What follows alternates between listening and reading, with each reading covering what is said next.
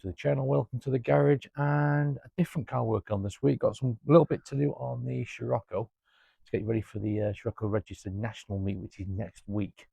The last time I took this thing out to the Richie Beach meet, I noticed that the temperature gauge wasn't working, so I've got a new temperature sender, engine sender to fit, and hopefully it's going to be a relatively quick job. I was hoping to do it in the garage.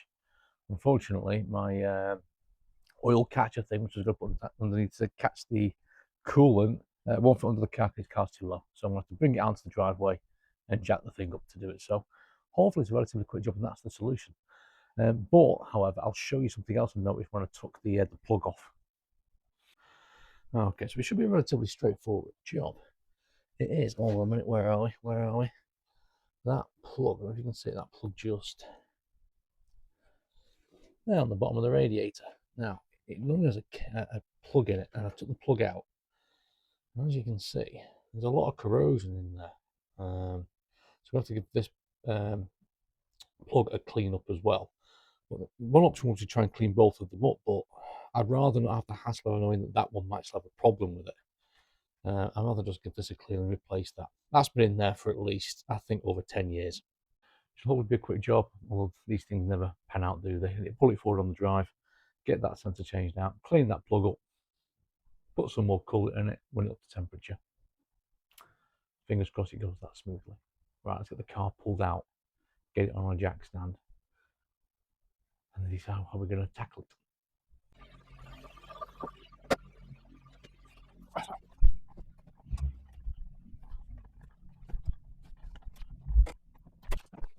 Yeah, never going to be easy, was it? Let me show you what the problem is I have. So, that little rascal there is a 29mm, it's a 29mm socket to go on it. I do not have a 29mm socket.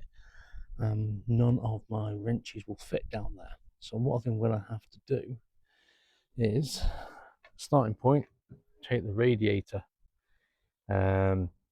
fan cowling off and see if we can get in there. I think there might be enough room just to get onto that and then undo it. If not, we'll have to take the radiator out as well, just move it to one side. I'm hoping not to have to drain the whole system off, but if we do, we do. Right, let's get this off, see how much room we've got.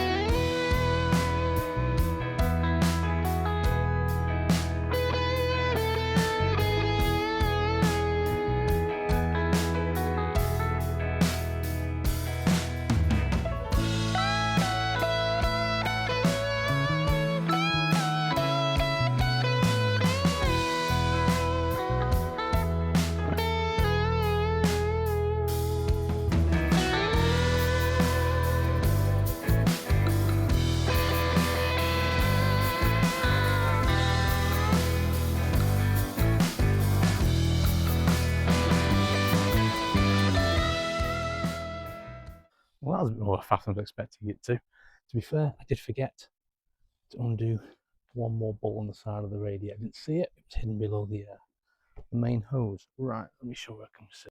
So, a lot more room. I can get back to that, and this is relatively, because this is plastic, it's a relatively, it's not a tight fit, if you know what I mean. It has a big washer, so I'm hoping to get that one out, pop the other one in really quickly, and save me having to redo the coolant system.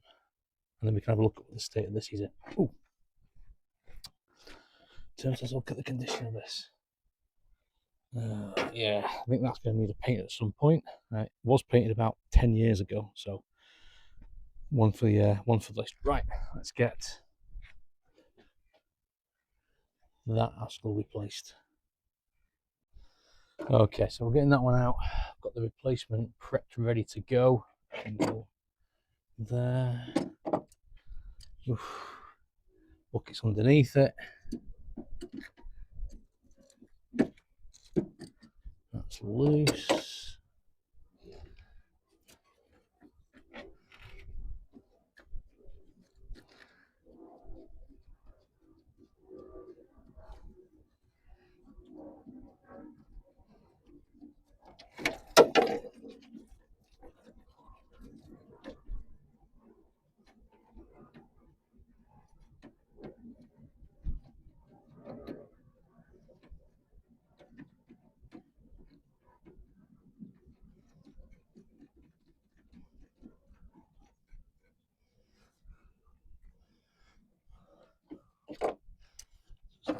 that up.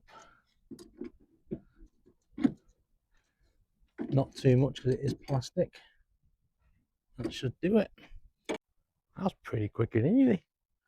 Right, let's have a look at the sensor and see how bad it was, because I think that is the problem. Yeah, look at the corrosion on that. Definitely a problem. It looks like it was wet inside as well. So like something foot like run through. Yeah, definitely worth changing it, because I want to be able to see that I'll clean it up properly. And I get the feeling it's probably a fault. It had been playing up before. At some point, it only give you half the temperature. Like it was only doing up to one of these pins. Yeah, well worth it. So this has been in for a good 10 years. Right, so that's in. We need to clean up. Where is it now? I'm looking around stuff here. We need to clean up the pins, don't we? Pins? No, it's not those ones. Hold on a minute. Hold on a minute. We're getting there. We need to clean up the this plug, and then put everything back together again. So I've got some contact cleaner, file to clean the contacts up. I do.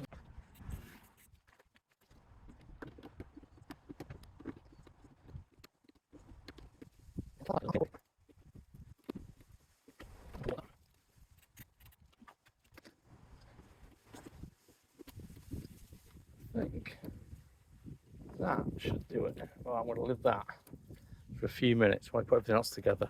Just that contact cleaner to evaporate off. Right, that's that job done. Right, let's get the rest of the car put back together. Okay, all back together. I need to give it a run, check the temperature and refill up the reservoir, which I'll do in a minute. Battery needs to go in, but yeah. Right, next job. I don't think you need to see me doing this on another video. This thing needs a deep clean, so we'll give it a deep clean. Then we're gonna put the battery back in it because it's on charge at the moment. Run it to the petrol station, fill it up, and we'll see if that temperature gauge is actually running. And then we'll call it quits at that, I think. So hopefully next time you see this, it's gonna look a little bit cleaner. Well, I think it'll look a bit cleaner. Anyway. Okay, I'm going to be honest with you.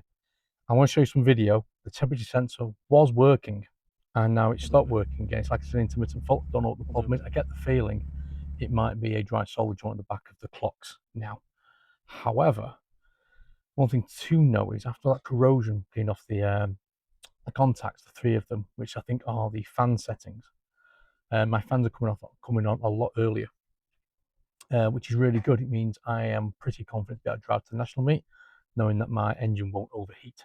It's just not telling me what the temperature is. It's intermittent. So I get the feeling I'm going to take the clocks out at some point and check for dry solder joints. These things are sent to trials, aren't they? But at least I'm confident the car will make it there without doing catastrophic damage to the engine. Which is good, because I said when I've just backed it in here now, the fan was on, it just kicked itself off quickly. It didn't used to do that. The fan would be on really high speed. It was always on the high speed, or it was on nothing, and then it would take a good 3 or 4 minutes to cool off before it turned off. So I get the feeling my engine's been running slightly hot for longer than I thought it was because of those contacts. And it was just random that it was giving me the temperature. So doing the job is going to be a benefit, which is good. It's an easy job to do as well. So anyway, that's a bit more of an adventure on the Scirocco. And yeah, thankfully I can get it back. I can get it to the national meet next weekend, and the car is really clean. I've got to take a picture of it outside because I'm in the garage at the moment because I've got to clean the other one. But I'll put a picture up of it clean. Well, somewhere here. Anyway, if you've made it this far, thanks for watching. Cheers.